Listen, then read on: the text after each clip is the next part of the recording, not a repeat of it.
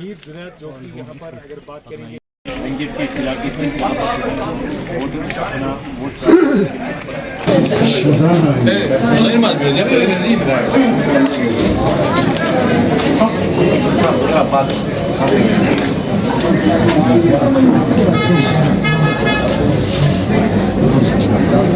Selim Batfayna Selim Raş kaydı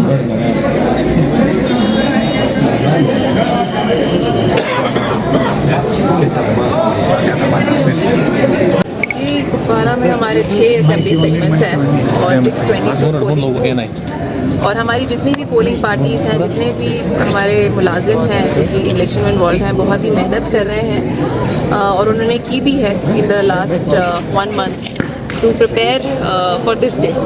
और सुबह से हम एक बहुत ही अच्छा रिस्पांस देख रहे हैं from the people of all the ACs I would say.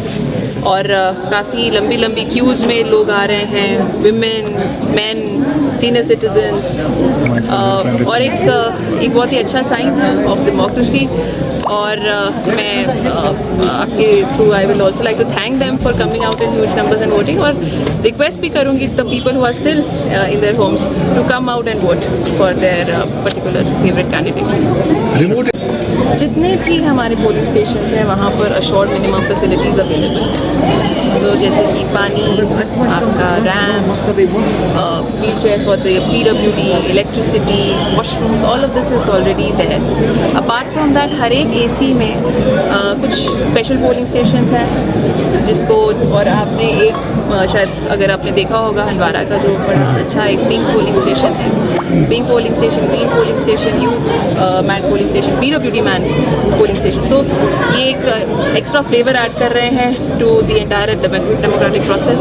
Apart from that we have some unique polling stations, और उनमें जितने भी हमारे जो आप बॉर्डर के इलाके हैं, स्पेशली जो बियॉन्ड फेंस हमारे पोलिंग स्टेशन हैं वो हैं, जैसे कि हमारा number 1 polling station of the country Simari उनमें से है, which is a unique polling station.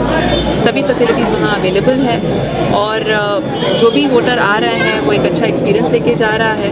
इसीलिए again I request each and every one come out and vote.